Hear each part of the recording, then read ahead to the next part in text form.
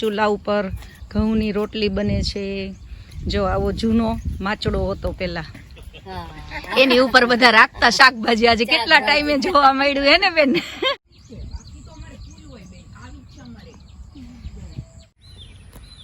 Hello, જય શ્રી કૃષ્ણ.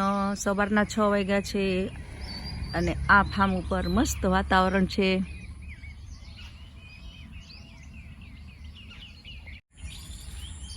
આ છે સુગંધીદાર ડોલર અને કલરફુલ ફૂલો છે.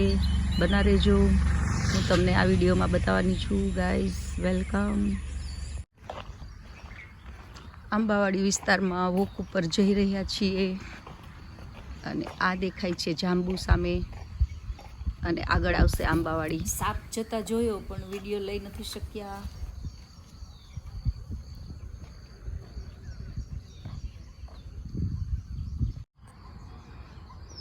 ખેતરની અંદરનો રસ્તો છે. મસ્ત પક્ષીનો કલરવ આવે છે.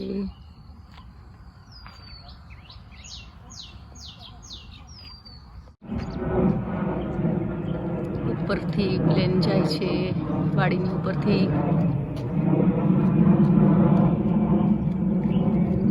મસ્ત કેરીઓ લાગેલી છે.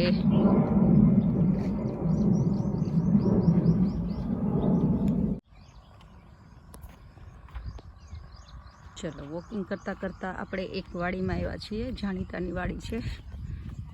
ચલો, એ શું કરે છે એ આપણે જોઈએ. સવારના ચા બનતી લાગે છે ચૂલા ઉપર. આપણે જોઈએ.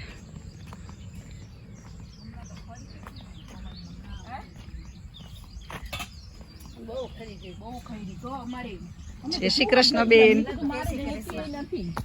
એમને શોખ છે. હો, તમારો વિડીયો લઉં છું બેન. જય શ્રી કૃષ્ણ કરો બધાયને. જય શ્રી કૃષ્ણ. સરસ સરસ. લ્યો, અત્યારમાં શાક ને રોટલા ને બધું. રોટલી ઘઉંની રોટલી બનાવી છે કે મકાઈની? ઘઉંની છે. ઘઉંની રોટલી છે. અચ્છા, ચૂલા ઉપર ઘઉંની રોટલી બને છે. જો આવો જૂનો માચડો હતો પેલા, એની ઉપર બધા રાખતા શાકભાજી. આજે કેટલા ટાઈમે જોવા મળ્યું હે ને બેન. આ છે દેશી માચડો કહેવાય, શાકભાજી રાખવાનો. ડુંગળી શાકભાજી એ રાખતા હોય છે બધા. આ વખતે અમારી ઓછી કેરી આવી પણ અમારા પૂરતી તો આવી છે. બાકી તો અમારે ફૂલ હોય બેન. આવી છે અમારે આખા આંબા ભર્યા હોય પણ નહીં આવી કેરી બહુ. આંબામાં કેરીઓ બેન એમ કે છે કે આ વખતે નથી આવી. બરોડામાં ઓછી છે કેરીઓ. અહીં શું સૂક્યું છે? જે લોકો કેરીઓનું શાક બનાવતા હોય છે એ લોકો નિમક વગર આની સુકવણી કરી અને આખા વર્ષનું સ્ટોરેજ કરતા હોય છે.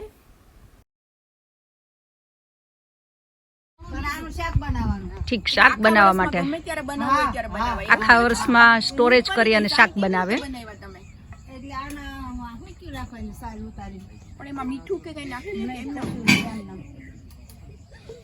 મોરે મોરી નિમક વગર. ચાલો,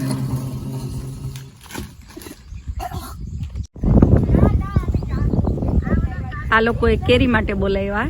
એ કે આવો, એ કે તમે કેરી લઈ જાઓ ફરીને રિટર્ન. હવે કેરી તો છે, બેનને ખબર નથી. આપણે પણ આંબાવાડીમાં કેરી થાય છે એનો પ્રેમ ભાવ. કેરી માટે બોલાવ્યા કે તમે કેરી લઈ જાઓ.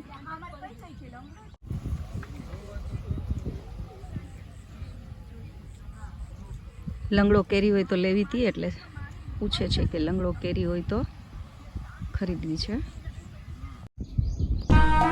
આગળનું ખેતર છે અને પાછું એક પ્લેન નીકળ્યું છે.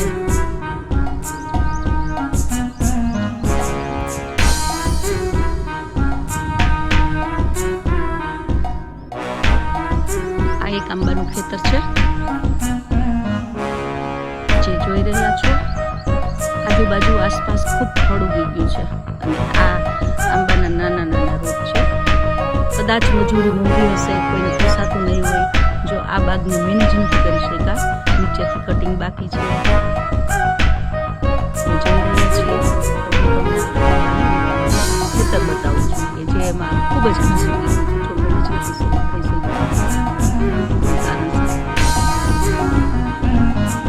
આ વાડી છે એ બીજાની વાડી છે. અમે વોકિંગમાં નીકળ્યા છીએ. આપણી વાડીના પણ ફળો લાગેલા છે આંબામાં. એ તમને અવારનવાર બીજા બ્લોગમાં બતાવ્યા છે. અહીં પણ ખૂબ કેરીઓ લાગેલી છે.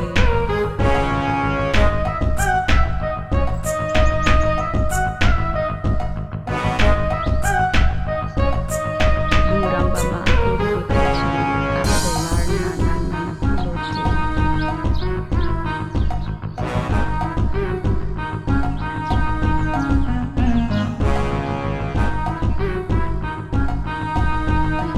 આંબાવાડીનું ધ્યાન રાખવા માટે, રાતવાસું કરવા માટે સૂતા હોય એનું દ્રશ્ય છે.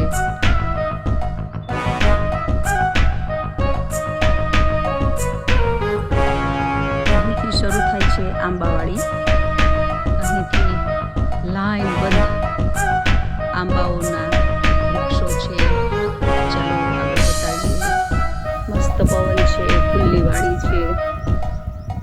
અને આ ખેતરની વચ્ચે જે ગારી કે ને એ ગારી છે.